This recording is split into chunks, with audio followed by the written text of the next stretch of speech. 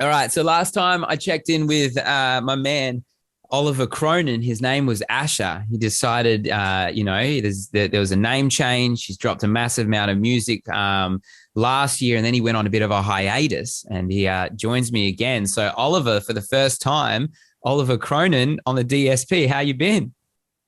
I'm great, man. I'm living life. It's yeah, good time to be alive. Why the change? Last time we talked, you were Asher. Now, well, you always were Oliver Cronin. That's your real name. But why the change from this the pseudonym of Asher you were going by? Well, I originally chose Asher. Asher's my middle name, so everyone was so confused when I first came out with Oliver Cronin. It's like, where'd you get Asher from? But Asher's my middle name, so to put that out there, it's not something random.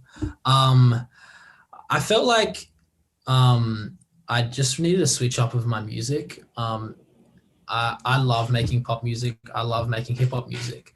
But a big part of what I want to do going forward, and part of my brand is I want to start moving into the pop lane, which I feel like I have. And I think one of the main things with that is like if we're going to change the sound and the style and the brand, maybe it's best to just change everything and change the name as well. And I guess you look at all the massive pop stars, Justin Bieber, Ed Sheeran, like everyone, so forth. It's all their names. It's all the first two names. And I think there's like a statistic about artists with two artist names doing better than artists with one artist name, which is like a tiny little thing. We're like, let's give it a go. Yeah. And you can't go wrong with the actual name either. So Yeah. And so for you and your team, was that a tough decision? Because you had I want to say, when you decided, all right, I'm going to change my name, it was kind of at the peak of when you were starting to really, make some noise and I saw your following start to grow, your numbers on Spotify. Was it an easy decision then to make that change? we were talking about it for a good like 6 months. Everyone was just sort of hinting now and then, just like, oh, Oliver Cronin sounds cool. And I hated it because, it's like I hated Asher when I first chose Asher. I hated Oliver Cronin. I was like, that's like, it sounds so weird. But I had to like look past that. And, a lot of other people outside were saying, look, this is a really sick name. It sounds great. So just go with it. And I was like, look, we just gotta just do it. Yeah. But it was a very difficult decision for me to let go of Asher, because I felt like I built this whole thing around Asher, and all the people I'd met in the music scene knew me as Asher. Now they had to call me Oliver, and it was weird, but I'm so glad it happened. To be And so I honest. guess at that same time when you made that decision and you decided, this is the lane you want to go in, does that explain the kind of hiatus that you have taken since, Drip came out and then to dropping on me now? It's been, almost 10 months. It's been almost a year, I think. Yeah. I think Drip came out in April.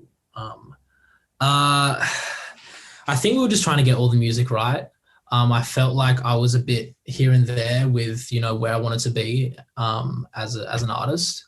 And, I guess, I sort of came out of the gates really quickly without having that much experience under my belt.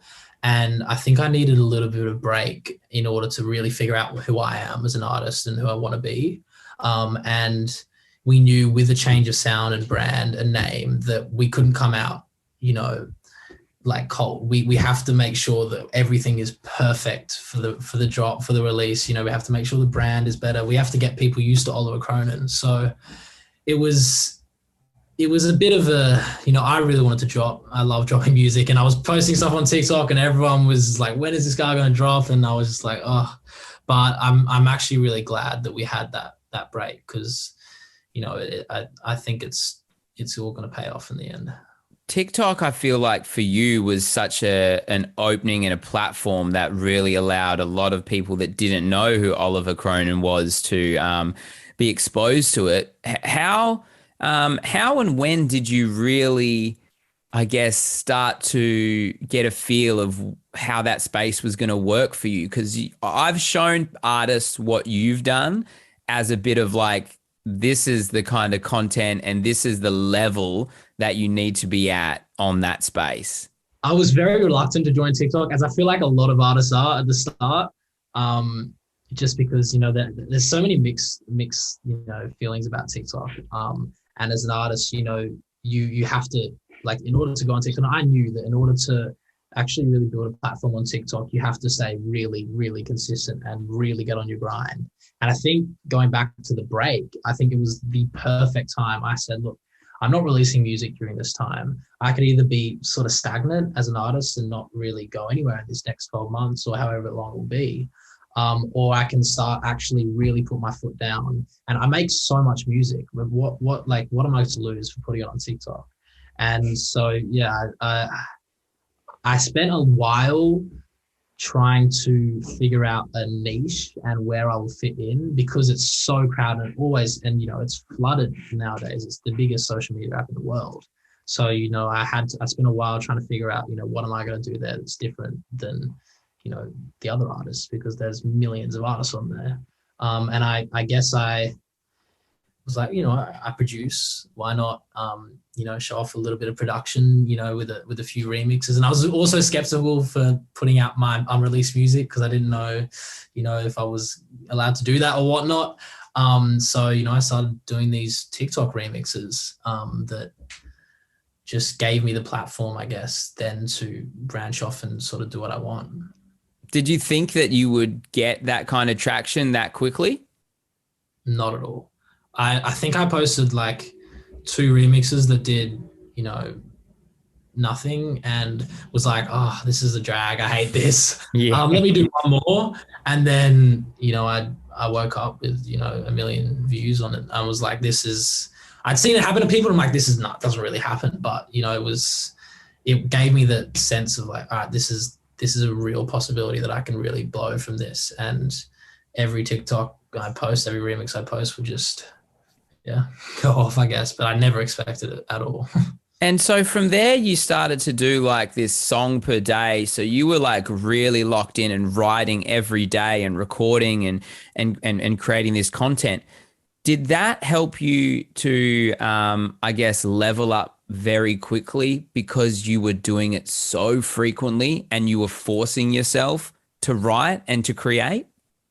Yeah. Oh, that was it was a really fun challenge that, yeah, it was, I mean, I do create music pretty much every day, and I did before that. And that was why I was like, look, I make songs every day. And I feel like one of my points of difference is I do that, and not many people do that. And I was like, how can I actually show people and prove people that I have a, incredible work ethic? So it was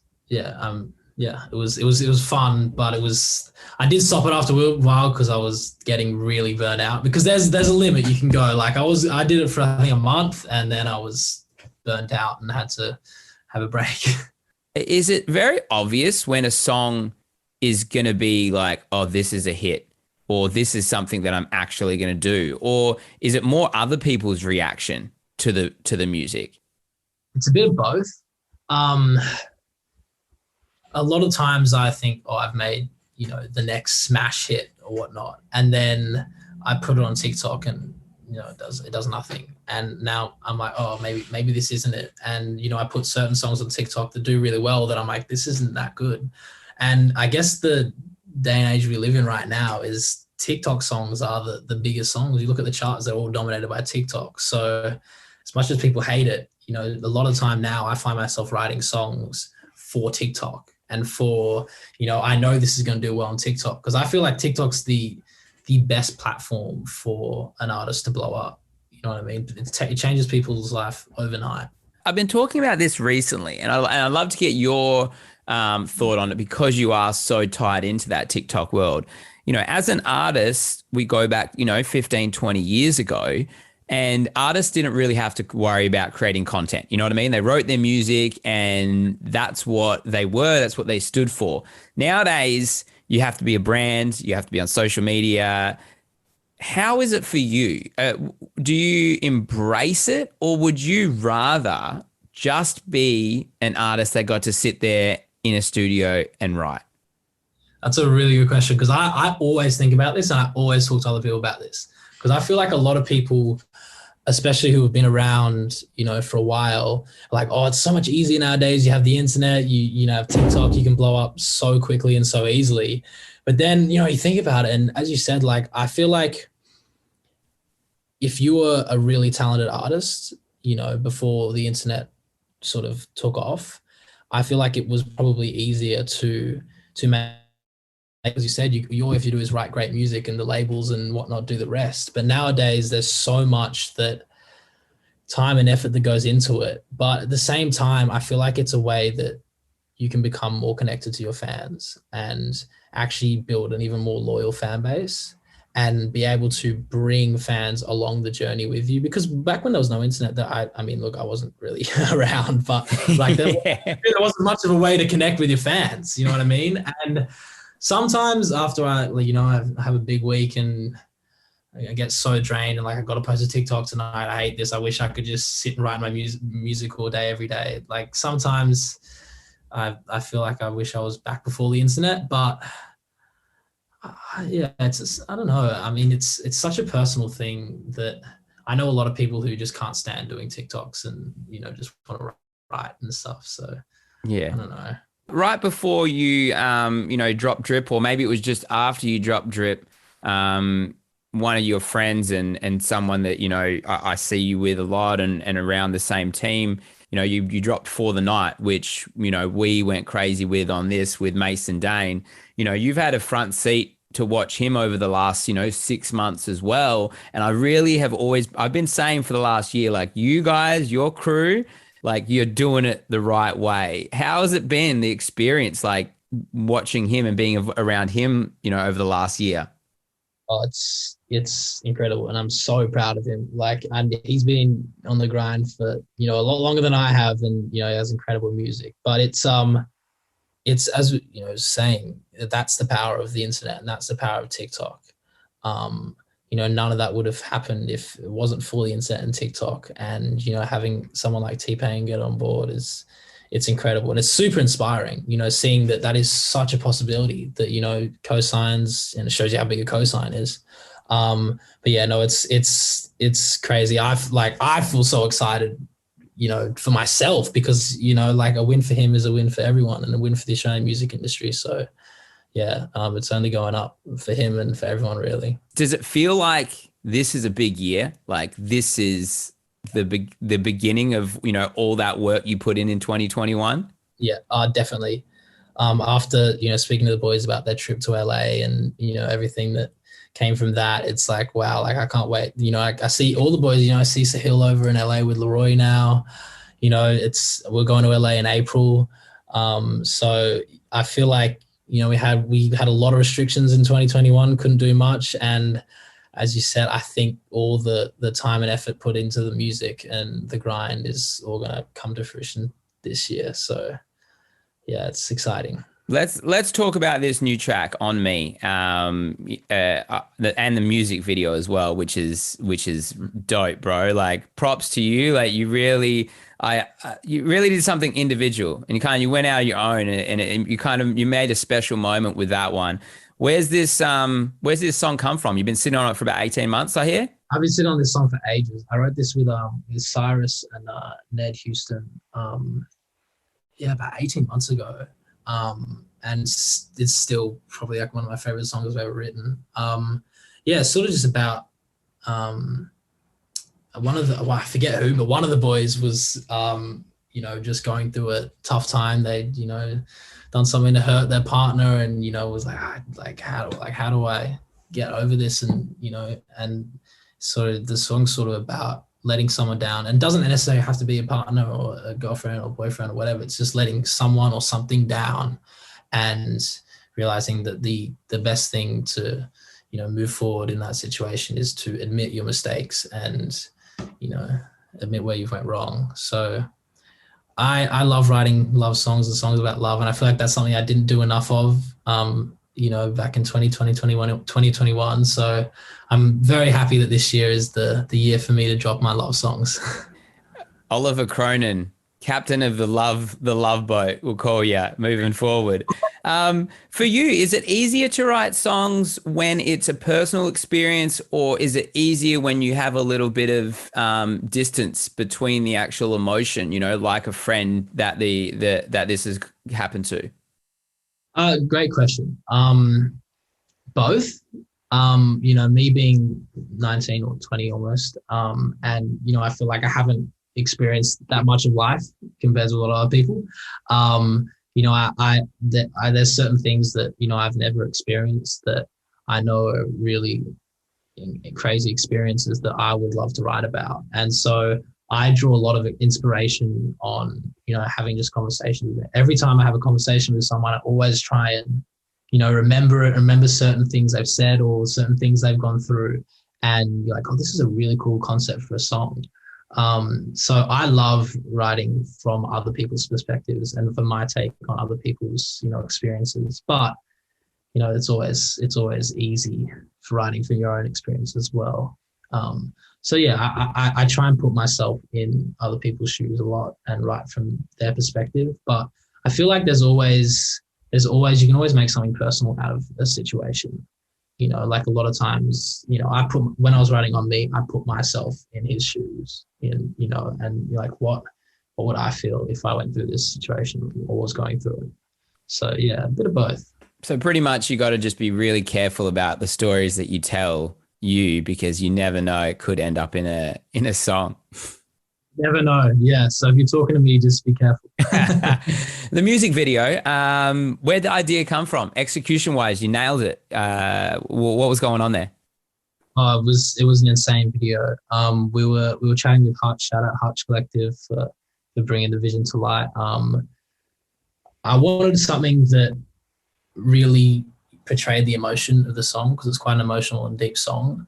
And they actually came up with the idea of the water theme, of water being such a, you know, a metaphor, a symbol for, you know, reflection and looking back on things. And, you know, I think we really wanted to have it really cinematic and not too complex. So, you know, we had the idea of, you know, just doing an everyday thing, you know, waking up in your room, but having, you know, the walls flood, you know, it start raining and something that makes you very uncomfortable. And, you know, the shots with the mirror, you know, looking back at yourself, you know, your past self and having the water around you, just such a reflective, you know, vibe. And quite emotional, I think, with the rain. But I did not expect it to turn out as good as it did, to be honest. That's a win. If it turns out better than you had it in your mind, then you've got the right creative team around you. Yeah, when they were talking about the rain and stuff, I was like, it's gonna be big to pull off. But I'm super happy with it. So from here, you know, you took a year off to kind of figure out the lane and to rebrand. How does this next, you know, 6 months look for you? You've got this track out.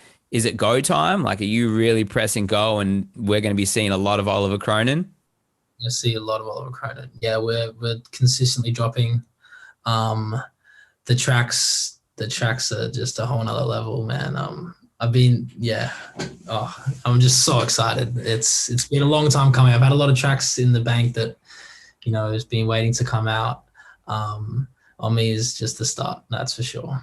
Well, I'm excited because I can only imagine how much music you could create in a year, just kind of seeing what you do on the daily on TikTok. So, yeah, man, super proud of what you're doing and what you and your team are doing out there. And this new track, we're going to go crazy with it on the DSP. And you've always got a home right here, bro, whenever you need to release new music. Thank you very much. I always appreciate your support.